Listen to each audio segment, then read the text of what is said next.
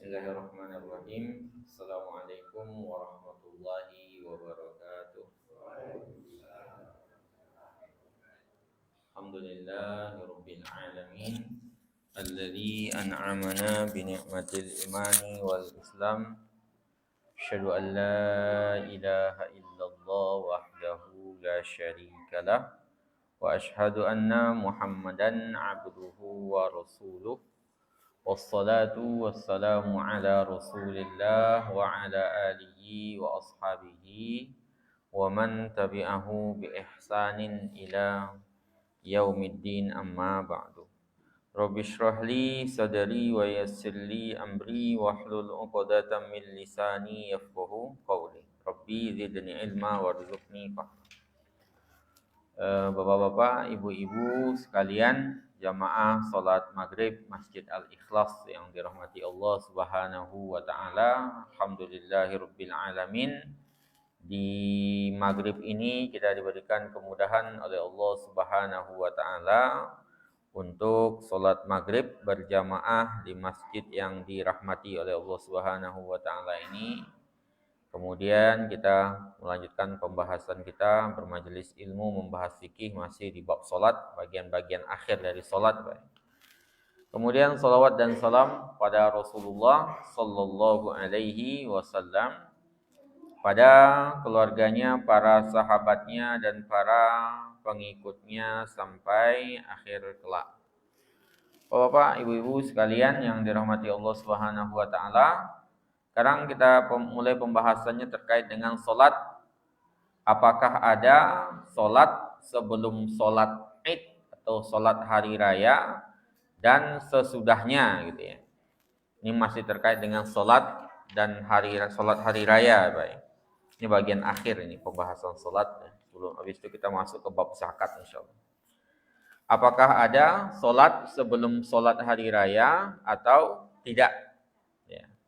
Jadi tidak ada satu dalil pun yang sabit, sabit itu artinya sahih, yang bisa dipertanggungjawabkan minimal hasan, yang menyatakan adanya solat sebelum solat Id atau sesudahnya. Tidak ada dalil yang menjelaskan itu satu pun. Dan tidak pernah juga Nabi, jikalau Nabi dan para sahabatnya, jikalau sampai di lapangan, kemudian beliau sholat dahulu dan tidak juga, baik sebelum maupun sesudahnya.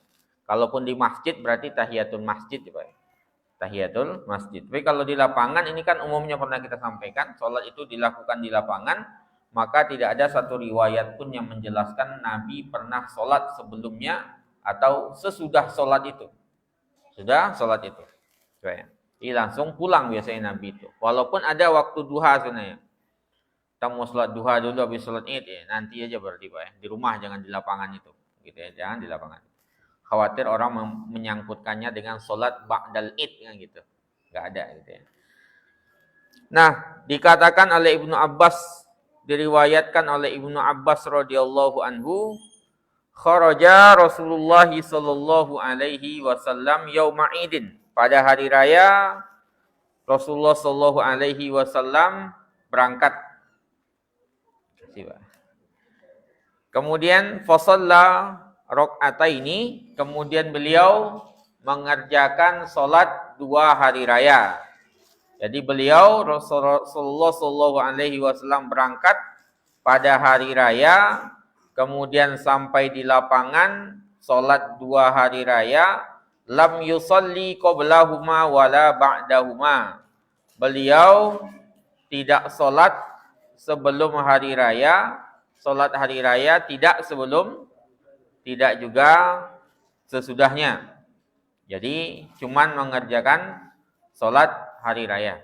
Ini diriwayatkan oleh Al-Jamaah, Al-Jamaah.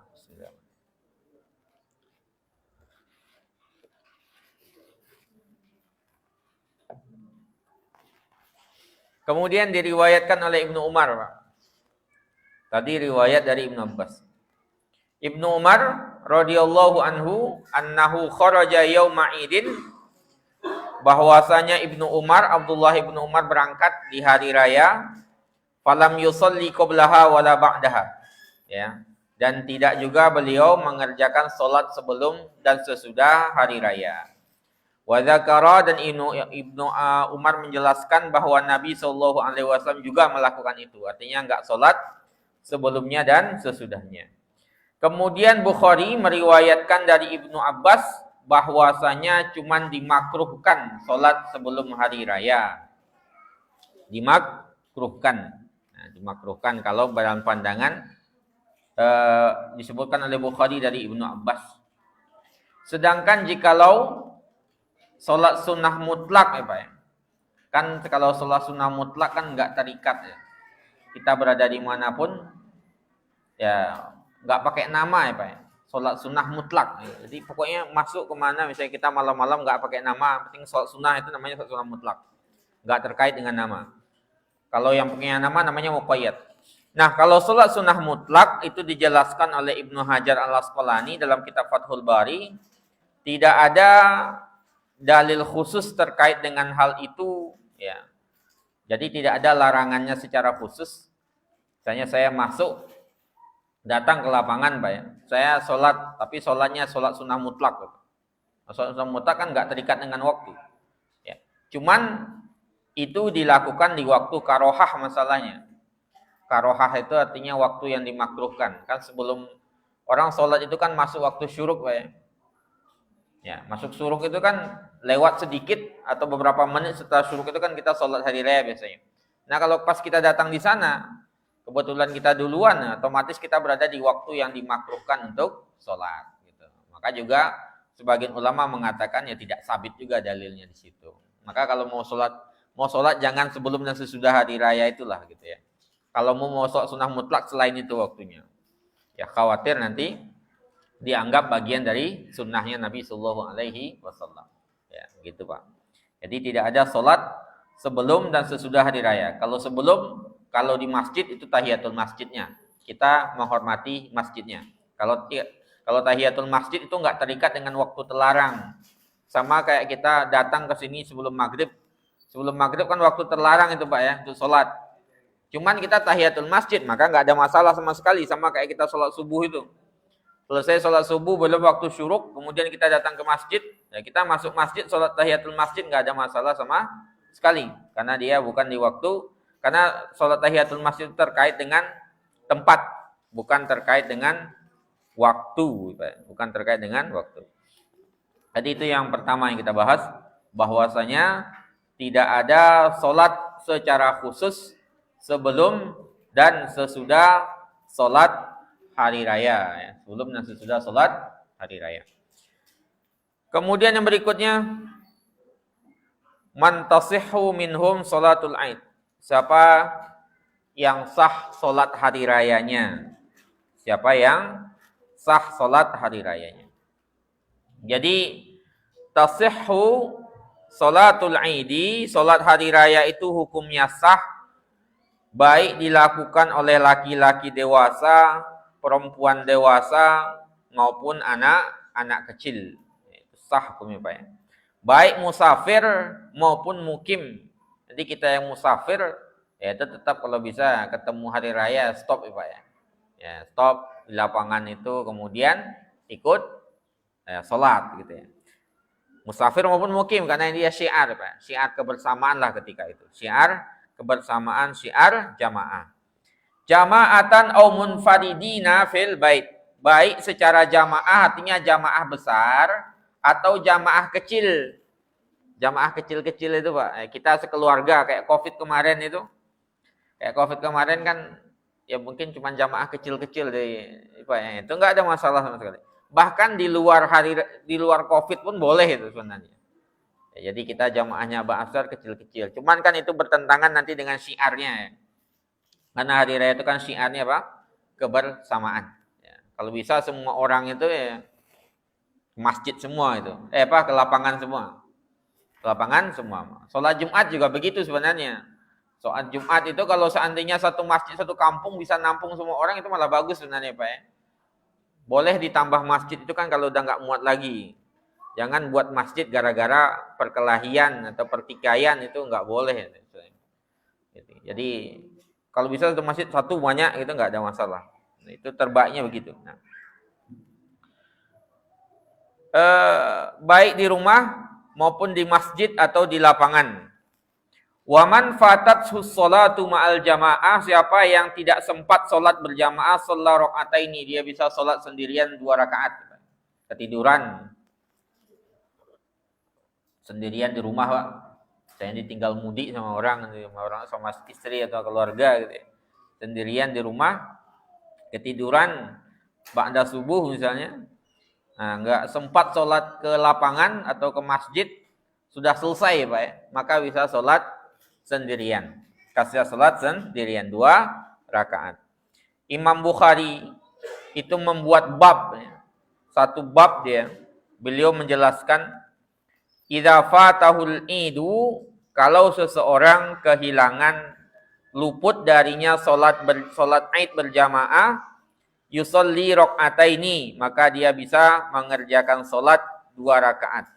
Wa kadzalikan nisa, begitu juga dilakukan oleh para wanita baik yang berada di rumah maupun yang berada di perkampungan. Bisa di rumah, bisa di perkampungan. Dasarnya apa, Pak? Dasarnya hadis Nabi, ya, Pak. Hadza iduna ahlul Islam. Ini adalah hari raya kita umat Islam. Sehingga semua orang kalau bisa ikut salat ya, karena ini hari raya kita ya, Pak. Hari raya kita. Jadi kalau enggak sempat berjamaah di masjid atau di lapangan, karena kita satu uzur dan lainnya, kita bisa mengerjakannya sendirian 2 rakaat atau bahkan berkelompok juga bisa. Kemudian wa amara Anas bin Malik memerintahkan mantan budaknya atau pembantunya di sini Ibnu Abi Utbah bizawiyah untuk melakukan apa? Di musola kecil rumahnya itu. Ya, dia mengumpulkan keluarganya, anak-anaknya, kemudian mengerjakan salat sama kayak salat Id ya, Pak ya. Ka salati ahlil Misr wa takbirihim, seperti salatnya penduduk kota atau penduduk perkampungan secara umum, dan bertakbir dengan takbir mereka. Jadi sama, ya, Pak. Jadi sama. Jadi itu yang pernah dilakukan oleh Anas bin Malik. Jadi Anas bin Malik memerintahkan mantan budaknya namanya Ibnu Abi Utbah itu mengumpulkan keluarganya di zawiyah. Zawiyah itu artinya adalah kayak surau, ya. Kemudian surau, kemudian di situ mengumpulkan keluarga yang kemudian salat, ya. Kemudian salat. Kemudian berkata Ikrimah, ahlus sawadi, ya, orang kebanyakan, yajtami'una fil aidi, berkumpul di hari raya, yusalluna rakaataini, mereka mengerjakan salat 2 rakaat, kama yasnaul imam, sebagaimana yang dilakukan oleh imam, ya. Dikatakan oleh Atha bin Abi Rabah, siapa yang tidak sempat salat Id, maka dia salat 2 rakaat, salat rakaataini. Jadi enggak sempat, maka kita bisa mengerjakan salat 2 rakaat. Kemudian masalah khutbah al-Id, ya, khutbah hari raya. Jadi khutbah sesudah sholat hari raya itu, Pak, hukumnya apa? Hukumnya sunnah ya. Kenapa sunnah ya? Tadi sunnah ya. Makanya kalau nggak sempat berjamaah sendiri kan bisa. Ya, sunnah pada dasar hukumnya. Cuman itu kan syiarnya. Kalau bisa jangan sendiri-sendiri, emang berjamaah itu. Makanya kalau idealnya bersama, kalau nggak bersempat karena uzur tertentu baru sendiri-sendiri atau berkelompok-kelompok. Dasarnya bersama-sama. Cuman dia memang hukumnya adalah sunnah. Wal istima' ilaiha kadzalika. Dan mendengarkan khutbah juga sunnah. Diriwayatkan oleh Abu Sa'id Al-Khudri radhiyallahu anhu, apa kata beliau? Kana Nabiyyu sallallahu alaihi wasallam, adalah Nabi sallallahu alaihi wasallam, yakhruju yaumal fitri wal adha ilal musalla, berangkat keluar rumah pada hari raya Idul Fitri dan Idul Adha, ilal musalla, ke lapangan, ya, Pak. Lapangan itu dari rumahnya Nabi itu jaraknya sekitar 1000 hasta. Berarti 50 meter, Pak. Lapangan Nabi sholat itu. dari Masjid Nabawi itu sekitar 50 meter. 1000 berarti 500 apaan? 500 meter ya. Nah, 500 ya. 1000 zira ya. 500 meter. 500 meter. Nah, itu dia yang dilakukan Nabi. Kemudian wa awwalu syai'in yabda'u bihi shalah.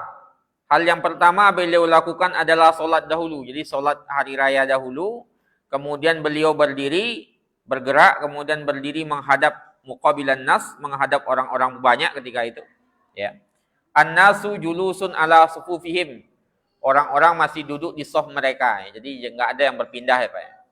Jadi habis sholat Id itu ya duduk dulu di saf itu. Itu yang terjadi di zaman sahabat. Walaupun sunnah hukumnya. Mendengarkan sunnah, khutbahnya juga sunnah ya. Duduk di situ. Kemudian Nabi menasehati mereka. Wa ya'izuhum wa yusihim dan menasehati mereka wa ya'muruhum. Ya, dan memerintahkan mereka kalau ada titah, kalau ada perintah.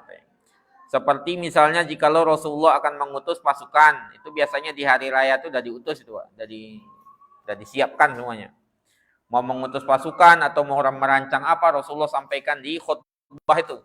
Jadi selain nasihat juga hal-hal strategis juga disampaikan. Makanya idealnya memang yang khutbah atau yang jadi imam itu terutama di masjid-masjid jami besar itu Pak ya. Ya, idealnya pemimpinnya gitu.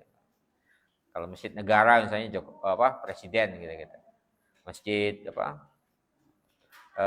khutbah sampai datang masanya Marwan bin Abdul Hakam. Marwan bin Abdul Hakam itu gubernur ketika itu Pak ya.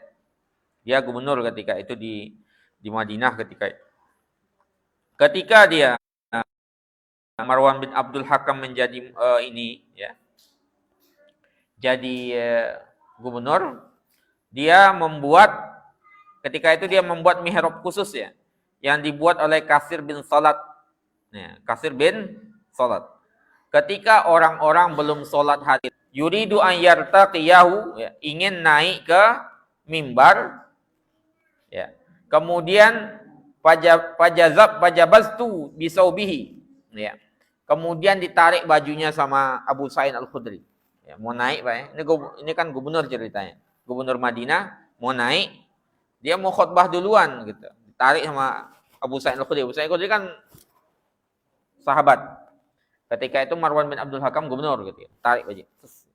Sama Marwan bin Abdul Hakam diginiin tangannya tuh, dilepas gitu ya. Nah, dilepehkan oleh selain. Nah, diginiin tangannya. Tinggal ditolak gitu Pak. Kemudian apa kata Abu Sa'id Al-Khudri? Ghayyartum wallahi. Ya. Kamu mau mengubah syariat Allah gitu ya. Kata Abu Sa'id Al-Khudri kepada Marwan bin Abdul Hakam. Ya. Kata Marwan bin Abdul Hakam, wahai Abu Sa'id, qad zahaba ma ta'lam. Engkau sudah pergi apa yang engkau ketahui, sudah berlalu apa yang engkau ketahui. Fakultu ma'a'lam wallahi khair. Apa yang aku ketahui demi Allah lebih baik daripada apa yang tidak aku ketahui. Apa alasannya Marwan bin Hakam? Dia menjelaskan ketika itu baik kepada Abu Sa'id, innan nasa lam yakunu yajlisuna lana ba'da shalah. Orang-orang setelah sholat itu langsung bubar ketika itu Pak. Ya kan sama sekarang itu juga. Orang-orang ini kan kadang-kadang pemalas mendengarkan ya Pak. Pengennya pulang aja gitu. Ya itu terjadi zaman seperti sejak zamannya Nabi, kadang zaman sahabat itu juga terjadi. Kalau zaman Nabi mungkin segan pada Nabi. Zaman sahabat itu mereka udah melipir, sholat melipir gitu. Ya, pergi pulang. Itu Marwan bin Hakam karena melihat kayak gitu dia mau mendahulukan, tapi kan tetap merubah ini Pak, merubah syariat ketika itu. Abu Sa'id enggak setuju dengan itu. Ya, ditegur sama Abu Sa'id Al-Khudri. Dia alasan begitu. Orang-orang tidak mau mendengarkan setelah sholat. Faja'al tuha qabla shalah. Kemudian aku menjadikannya setelah sholat. Ya. Sebelum sholat ya qabla shalah. Hadis muttafaq alaihi. Cuman istihadnya Marwan bin Hakam itu memang enggak disetujui oleh para sahabat karena bertentangan dengan apa yang dilakukan oleh Rasulullah Shallallahu Alaihi Wasallam. Karena memang karena sunnah itu. Tapi seharusnya kalau ada kesadaran diri kita, terutama kaum muslimin ya seharusnya tetap mendengarkan. Jangan mentang-mentang sunnah kemudian cabut gitu ya. Kemudian membiarkan imam berbicara sendiri itu atau berdiri imam setelah itu dibiarkan itu jangan. Pertama, enggak sopan lah kepada Allah Subhanahu wa taala, kepada syariat itu sendiri. Kemudian ada riwayat dari Abdullah bin Sa'ib berkata, syahidtu ma'a Rasulillah sallallahu alaihi wasallam al-ida, aku menghadiri salat Id bersama Rasulullah sallallahu alaihi wasallam yang Rasulullah menjadi imamnya. Falamma qadus shalah, setelah selesai salat beliau mengatakan, inna nakhtub, kita akan berkhutbah ya, kita akan berkhutbah.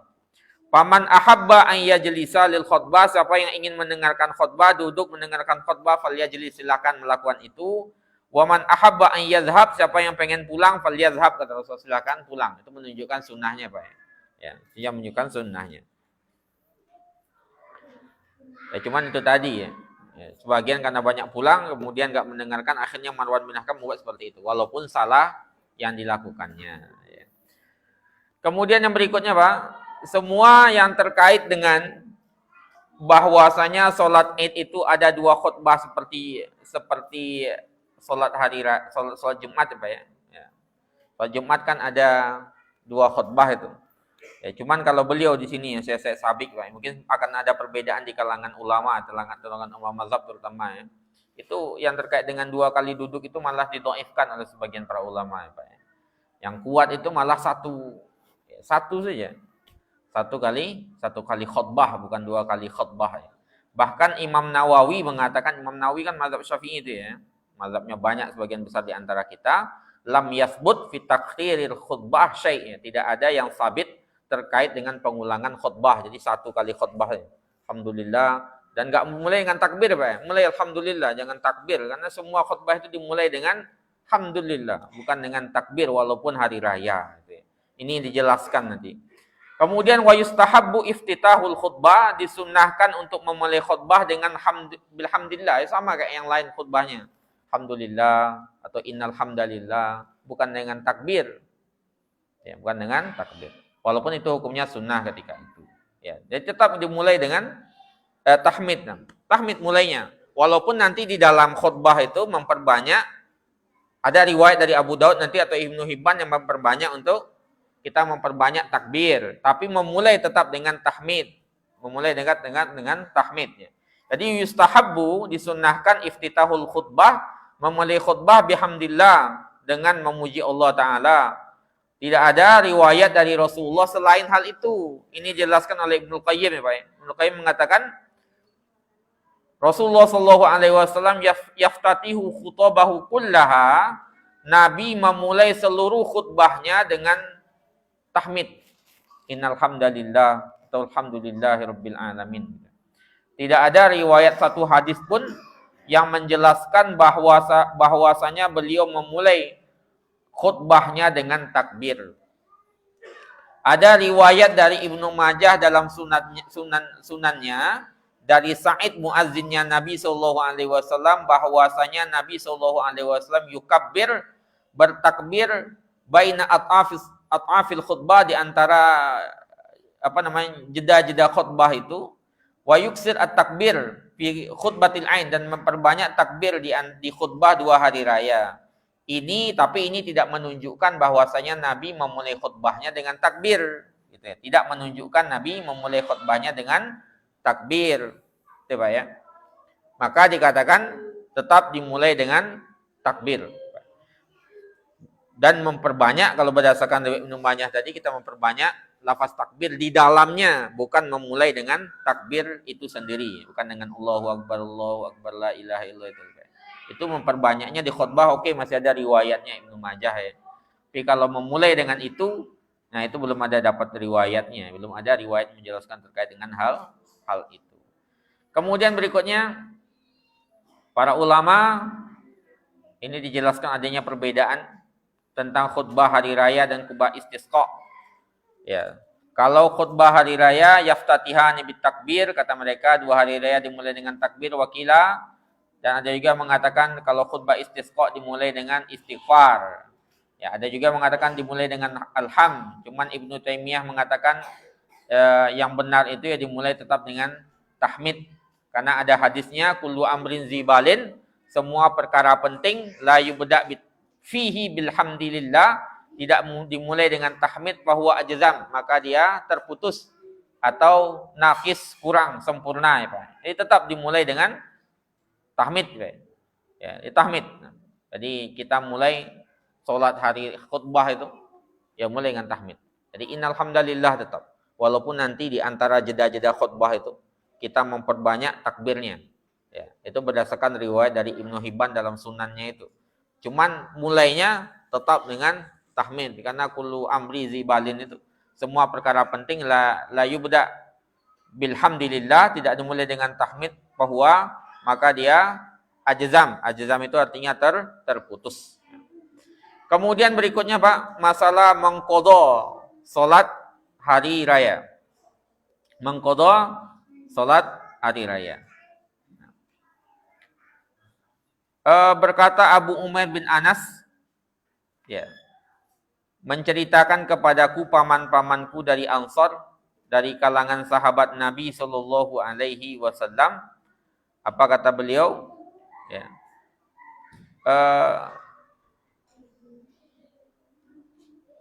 Ugmiya alaina hilalu syawalin.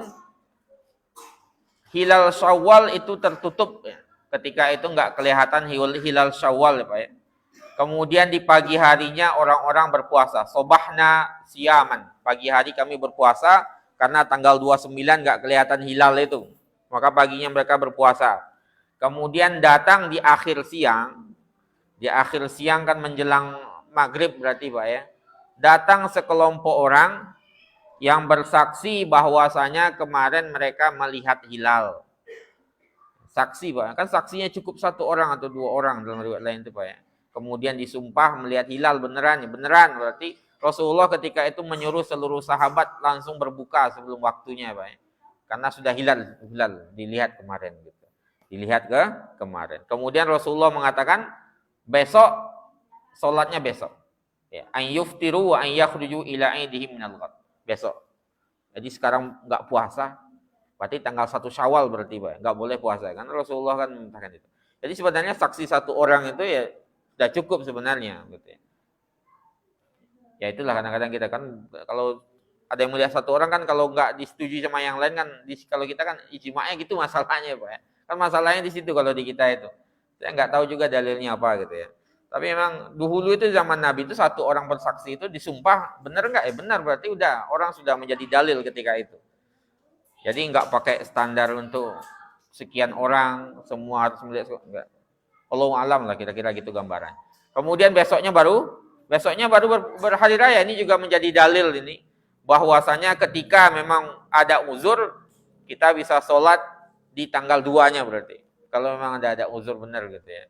Uzurnya tadi apa Pak? Uzur syar'inya yang enggak ada yang lihat. Enggak ada yang lihat di tanggal 1 itu ya. Sampai sore baru pada melihat. Ini juga dalil Pak.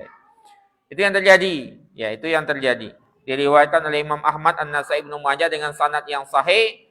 Ini juga menjadi hujjah bagi orang-orang yang mengatakan bahwasanya bi annal jumu'ah ya bi annal jamaah kalau kelompok jamaah kaum muslimin kalau kehilangan sholat id karena sebab uzur syar'i maka dia bisa menundanya sampai besok.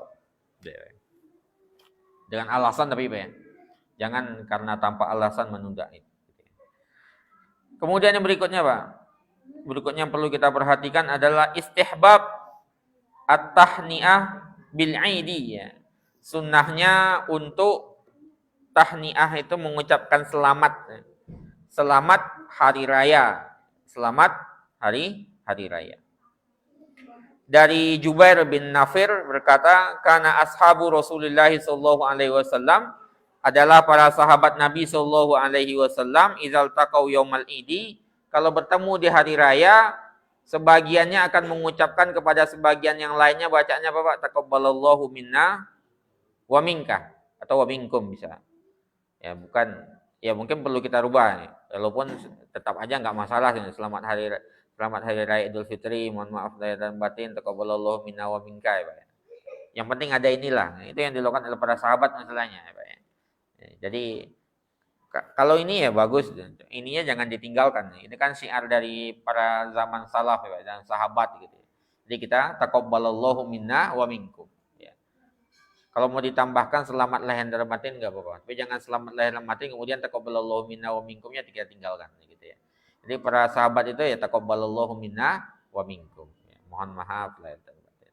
Atau taqabbalallahu minna wa minkum jawabnya taqabbal ya karim, itu juga ada riwayatnya gitu ya. Itu bisa dilakukan. Sama saling mendoakan itu. Nah. Kemudian yang berikutnya Pak ya. Al-la'bu wal-lahwu wal-ghina wal-akal fi yaumil aid. Main-main, bercanda dan makan di hari raya. Jadi di hari raya jangan hari bersedih. Hari raya itu hari bersenang-senang semua Pak ya. Makan gitu ya. Bermain-main, makan gitu ya. Bercanda. Ada permainan yang mubah, candaan yang sehat Pak ya. Candaan yang tidak mengandung dusta di situ. Yang enggak berlebihan lah. Yaitu bagian dari syiar agama di hari raya, Pak. Sebagai bentuk melatih badan, mengistirahatkan pikiran lah berhari raya bercanda di hari raya itu. Makanya kita dilarang puasa juga di hari raya, bercanda ya silahkan. Ya. Yang penting ini, Pak ya. Sebagian tuh pada dalam riwayat itu malah ada dhuf ya. Dhuf itu memukul gendang. Ya. Mukul gendang. Yang penting jangan dangdutan aja, Pak ya. Dangdutan jogetan itu ya jangan, nggak cocok lah hari raya itu, nggak pas gitu ya. Dan di luar hari raya juga nggak pas sebenarnya. Diriwayatkan oleh Anas Pak, qadiman Nabi sallallahu alaihi wasallam al-Madinata, Nabi sampai di Madinah, orang-orang Madinah itu ada 2 hari raya juga mereka, punya 2 hari. 2 hari itu mereka nggak kerja ketika itu, full bermain-main saja. Ya. Ketika ditanya sama Rasulullah, apa yang kalian lakukan ini? Ya, mereka mengatakan ini dahulu hari yang kami jadikan hari raya ya Rasulullah. Kata Rasulullah, qad abdalakumullahu bihima khairan minhuma. Allah sudah mengganti kalian dengan lebih baik daripada 2 hari itu, yaitu hari raya Idul Fitri dan Idul Adha. Itu Pak ya. Jadi di jahiliyah itu hari raya memang ada Pak. Bahkan lebih hari rayanya, tiap bulan hari raya bisa jadi mereka. Ada kejadian apa itu hari raya lagi Pak ya. Karena hari raya itu kan biasanya terkait dengan kejadian-kejadian tertentu, Pak. Ya, kejadian-kejadian tertentu. Kemudian Allah ganti dengan Islam. 2 hari raya itu, Idul Fitri dan Idul Adha. Idul Fitri terkait dengan puasa Ramadan 30 hari. Kemudian Idul Adha terkait dengan haji. Ada kaitannya hari raya itu, Pak. Semuanya, apa yang hari raya itu dahulu di zaman jahiliyah sampai sekarang itu pasti ada kaitannya. Ada sangkutannya. Makanya yang sangkutan itu sangkutan yang ada unsur-unsur kesyirikannya dihilangkan oleh Islam. Diganti dengan yang murni ibadah di situ. Puasa 30 hari dan kalau dahulu itu kan ketika misalnya buat patung atau apa ya, persembahan kepada dewa ini, habis panen kan dikait dewa ini, dewa itu, Islam datang itu. Ya. Jadi nggak dihapus kebahagiaan itu. Islam tuh menggariskan Islam juga nggak memerintahkan umatnya untuk nggak jelas, untuk kerja terus apa ibadah terus, nggak. Ada berbahagia itu ya ada juga. Makanya nggak boleh puasa juga. Mau puasa haram hukumnya ketika itu, Pak. Walaupun kuat gitu. Tetap nggak boleh. Nggak boleh bersedih juga. Makanya diperintahkan zakat, korban itu untuk berbagi dengan yang bersedih itu. Kemudian yang berikutnya Pak, takbir di hari raya Idul 2 hari raya ini yang pernah kita bahas sebelumnya. Ya, takbir di 2 hari raya hukumnya sunnah. Ketika Idul Fitri, nah ini pernah kita sampaikan, Idul Fitri itu dimulai ketika masuk maghrib di tanggal hari terakhir bulan Ramadan. Ramadan kan bisa 29, bisa 30. Nah hari terakhir maghribnya itu sampai nanti imam naik mimbar. Ya, dalam riwayat lainnya imam keluar gitu ya. Tapi yang paling kuat itu adalah imam naik mimbar itu. Kalau imam naik mimbar sudah selesai Pak ya. Ya, jadi takbirnya itu. Kalau hari raya Idul Adha pernah kita sampaikan juga, dia dimulai subuh hari Arafah. Nih, kemarin subuh hari Arafah apa maghrib di sini, Pak? Maghrib atau subuh? Pas Idul Adha kemarin takbirnya. Subuh apa pas maghribnya? Karena sebagian pas kita saya dengar banyak masjid itu malah sebagian besar mungkin ngadanya pas maghrib itu karena terbiasa dengan hari raya Idul Fitri, padahal sunnahnya itu di mana-mana semua mazhab itu mengatakan ya dimulai itu subuh gitu. Di subuh hari Arafah itu sudah mulai takbir itu. Subuh hari Arafah. Kalau Idul Fitri baru Idul Fitri maghrib hari terakhir puasa sampai nanti imam. Kalau Idul Adha itu dimulai Arafah subuhnya. Jadi subuh itu takbir udah. Pak ya. Subuh itu udah takbir. Jadi Allahu Akbar udah itu. Itu yang setelah sholat ya Pak ya. Kalau yang mutlak kan sejak tanggal 1-nya. Kita bisa di pasar-pasar, di mana-mana, di rumah, sambil duduk nongkrong bisa. Tapi kalau yang habis sholat itu dimulai setelah subuh hari Arafah. Di subuh itu udah takbir. Subuh, zuhur, asar, maghrib, isya, sampai nanti terakhir di asar. Asar hari ketiga tasyrik. Jadi 23 kali takbir dalam hari raya Idul Fitri, Idul Adha itu. Kalau Idul Fitri kan cuma dari maghrib sampai itu aja, sedikit ya. Makanya pernah kita sampaikan yang besar itu hari raya Idul Adha. Karena takbirannya lama Pak. Pertama takbir mutlak dari tanggal 1 sampai tanggal terakhir hari tasyrik sebelum maghrib. Kalau yang muqayyad setelah sholat subuh hari Arafah sampai nanti hari tasyrik asar, hari tasyrik ketiga asarnya. Maghrib udah enggak, udah masuk ke hari keempat itu, enggak boleh lagi. Udah selesai takbirannya. Itu yang kita lakukan, Pak. Ya. Itu yang kita lakukan. Dan lafaz takbir itu masalah yang lapang ya Pak ya. Jadi takbir itu macam-macam lafaznya memang riwayatnya. Jadi kalau ada yang mungkin berbeda, agak berbeda versinya, ya itu masalahnya lapang. Gak usah terlalu diperdebatkan. Termasuk takbirnya mau kita 2 kali seperti Muhammadiyah, Allahu Akbar, atau 3 kali itu. Allahu Akbar, Allahu Akbar. Itu ada semua riwayatnya itu Pak ya. Atau dengan bentuk berbeda Pak, takbir itu sering kita dengar juga ya. Yang pakai kabiran walhamdulillahi katsira itu juga enggak ada masalah itu. Masalah lapang takbir itu. Jadi jangan dipersempit. Ya, dia juga hari raya itu ya juga sholatnya sholat sunnah Pak ya. Jangan sampai melahirkan pertikaian, perbedaan di antara kaum muslimin. Oke, itu pembahasan kita Pak di malam hari ini ya. Dan bentar lagi mau masuk Isya. Kalau ada yang mau ditambahkan silahkan Pak. Temuan selanjutnya kita masuk di pembahasan baru insya Allah terkait dengan zakat ini ya. Terkait dengan zakat insya Allah. Kalau nggak ada kita cukupkan Pak. Insya Allah mudah-mudahan menjadi, ya ini kan pengulangan ya. Kalau hari raya itu kan sudah sering kita bahas Pak. Kita tutup dengan doa kafaratul majelis. Subhanakallahumma wa bihamdika asyhadu an la ilaha illa anta astaghfiruka wa atubu ilaik. Assalamualaikum warahmatullahi wabarakatuh.